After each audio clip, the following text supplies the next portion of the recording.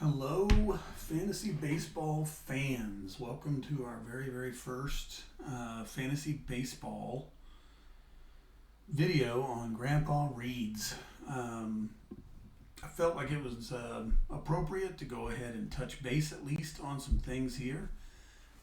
If you follow any of my football stuff or my basketball stuff, I got to tell you, I'm only currently in two fantasy baseball leagues that really kind of matter to me.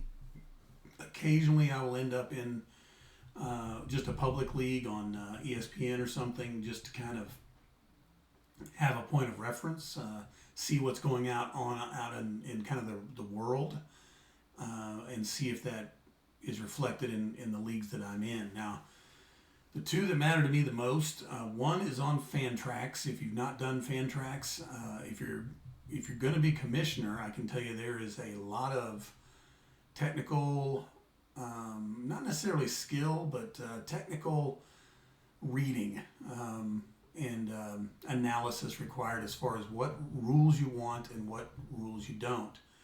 A lot of the time you can decide on those Fantrax rules just simply based upon what's free and what's not, which is usually what I end up doing. But if you're choosing all the free options, which is still a pretty sweet league, you just have to know there are some limitations, and I'll try and touch base on a couple of those. We are about to enter our third year in a dynasty league on Fantrax. It's a 10-team league. I won it the first year. The team that I beat the first year won it the second year. Both of us, I think, coming from like the 5 seed to win it. Last year, in fact, I was second seed. I pretty much won all season, but then when the playoffs came around, I couldn't beat this guy. So it's been a pretty competitive league at the top. I do have to say we've got at least one team at the bottom that's been a little mismanaged, and we're trying to find a new owner for that team. I've got some feelers out with some people I know for that. If we have to, we'll open it up to the public and we'll just fill it in. But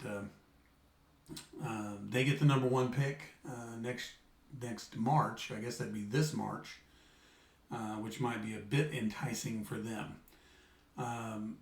Notice here, and I'll just go ahead and sort this out based upon how I acquired these guys.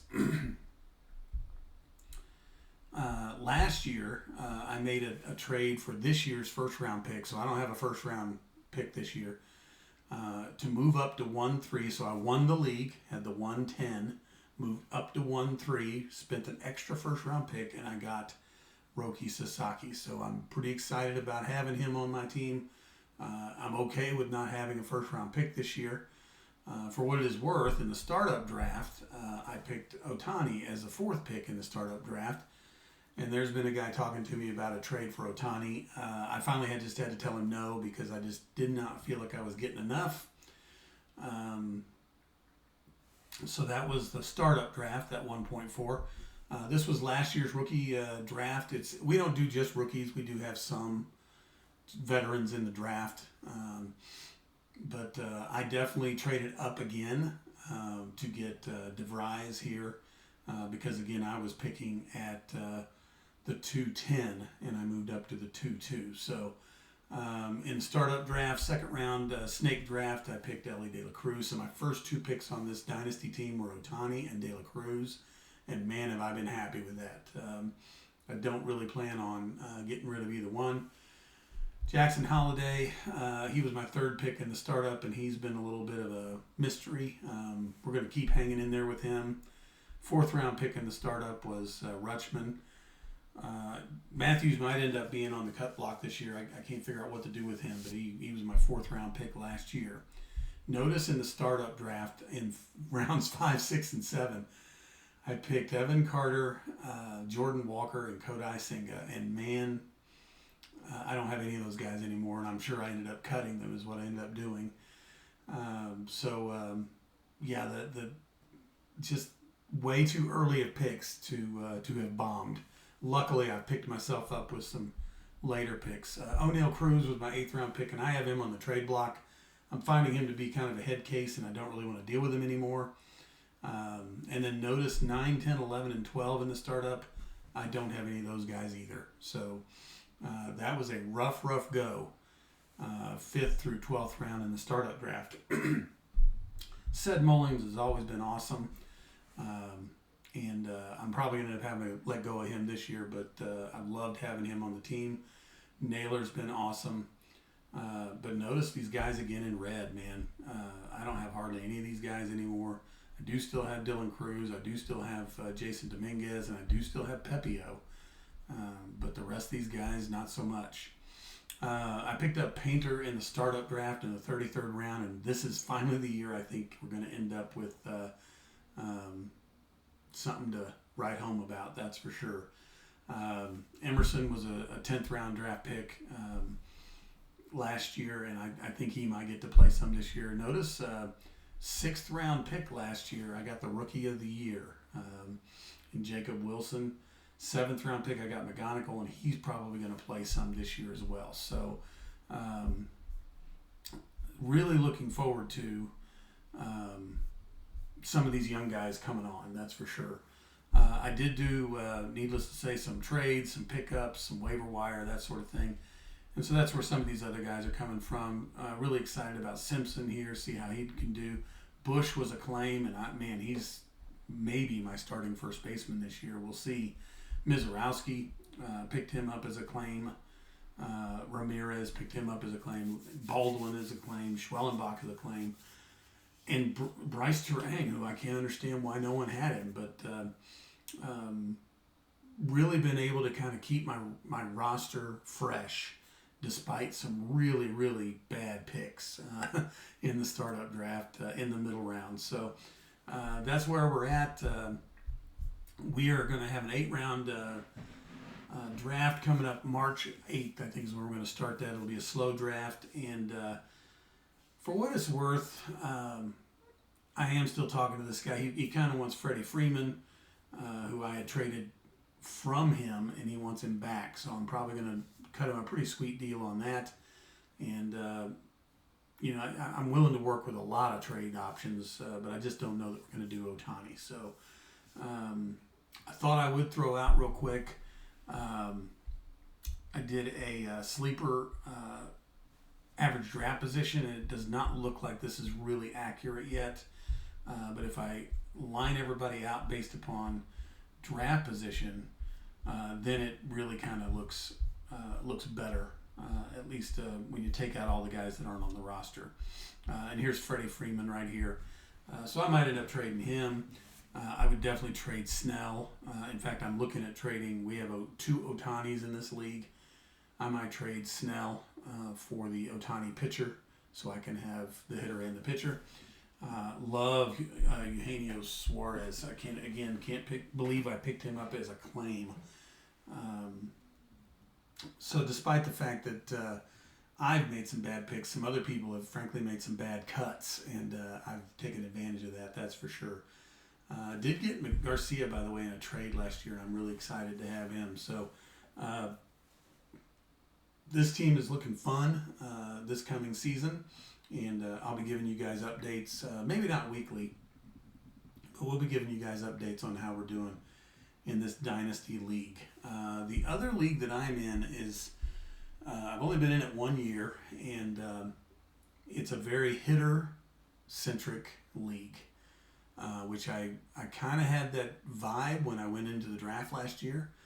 I wish I had gotten that vibe a lot more, because I started picking pitchers, I want to say probably around 4 or 5.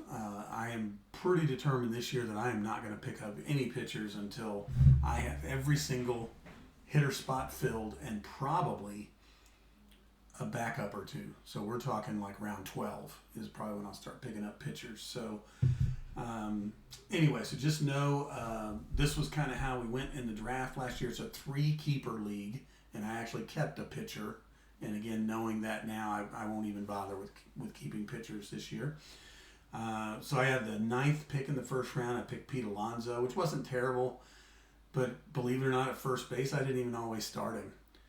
Devers was definitely better at third base than Alonso was at first. So those were not 2 bad picks, though.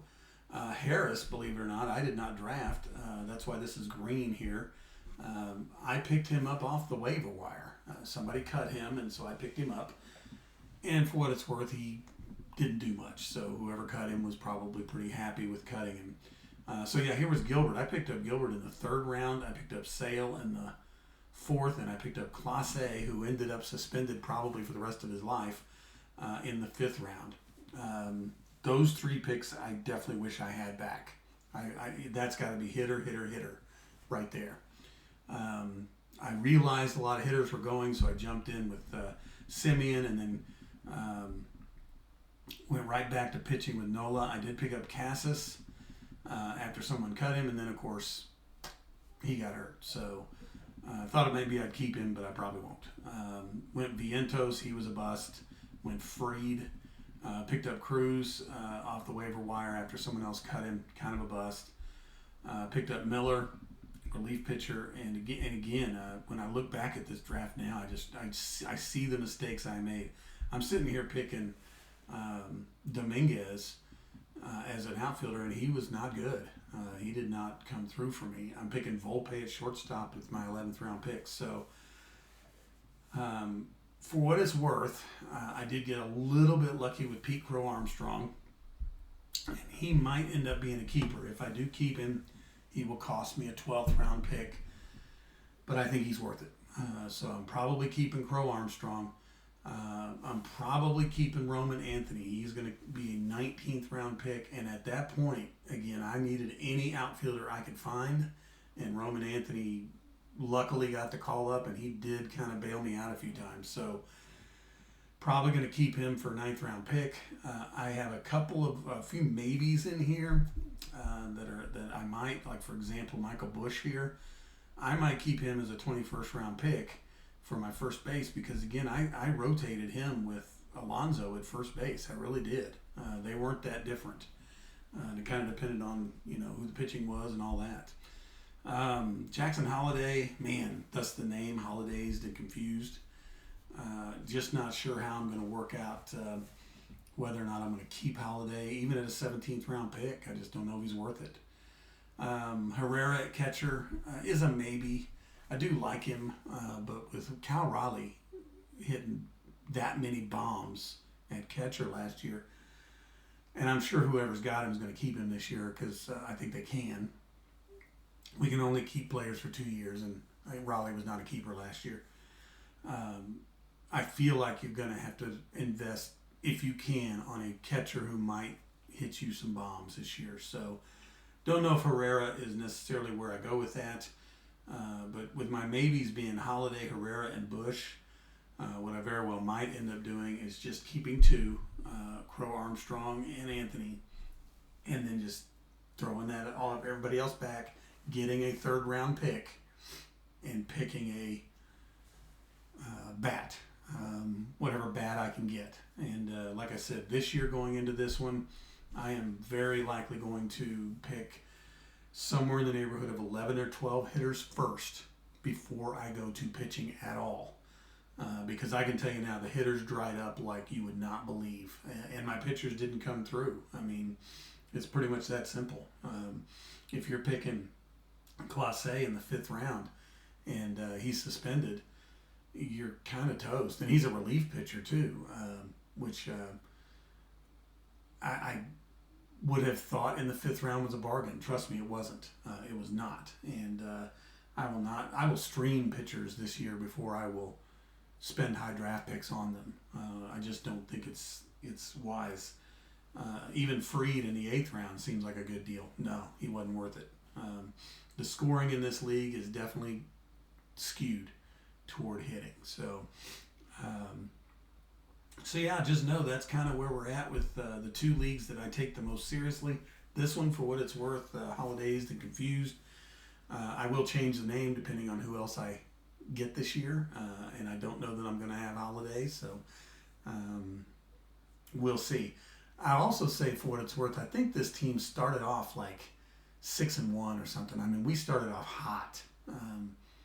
And then I could not win a game like almost the rest of the season. I think I ended up finishing like 6-12, lost 11 in a row or something. It was a rough struggle to watch. And I did everything I could. I spent every transaction I had. I even tried to make some trades at the end just to see if I could sneak into the playoff, and I just could not make enough moves to get there. So, lesson learned, and I'll be happy to update this one. In fact, this one's a big enough money league that just for my own analysis, I might do a weekly update on it just so I can kind of track my thought processes for sure. I'll also mention the commissioner of this league. He did weekly updates via video last year, via YouTube video, and I enjoyed the heck out of it. And it inspired me to do a lot of what I'm doing this year with some of my football leagues and my basketball leagues, and really looking forward to watching those this year. And it's a good group of guys. In fact, they're wanting to do a get together for the draft. I got some people in Florida in this league. I got some people in Minnesota. I'm the only one in Colorado, and we may have to work something out to get the live draft going. But anyway, so that's just a short little preview of fantasy baseball for me. And I guess I would throw in just real quick, I did create a draft board. These are the picks that I have for my Dynasty League, 2-8 through 8-8. I do anticipate those will jump around a little bit based on what trades we can make with perhaps Snell, perhaps Freeman, that sort of thing. But I do have Emea as my top prospect pick. We don't just have prospects as picks, but I'll be honest, I might just pick prospects with these guys and go to the waiver wire for, actual veterans who might end up working their way into my lineup. So I've already listed, looks like 35, and I did a little research, a couple of different places I looked, and this is kind of just the really rough draft. We're almost still 2 months away, a little less than 2 months away from this draft, but I do really want to do well in this one. On the holidays, confused. I haven't really done much other than just to start listing hitters. These would be, I do have Alonso on there, but honestly, I don't know that I would take him again. I just think first base is a little bit deep, I guess is the best way to put it. So, yeah, if any of these guys are available, I did let Schwarber go last year. I remember doing that, thinking he wasn't worth a second or a third round pick, and he would have been totally worth it. I should have kept him. So, that's kind of where I'm at on that. If I get some updates on what the keeper lists look like and that sort of thing, I'll let you know come March, I guess. Probably February or March is when some of this stuff will start getting hammered out.